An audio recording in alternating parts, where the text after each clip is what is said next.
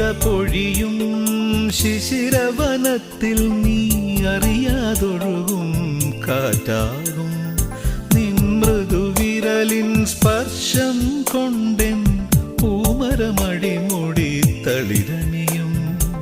ശാരദയാമിനി നീയാകുമ്പോൾ യാമക്കിളിയായി പാടും ഞാൻ.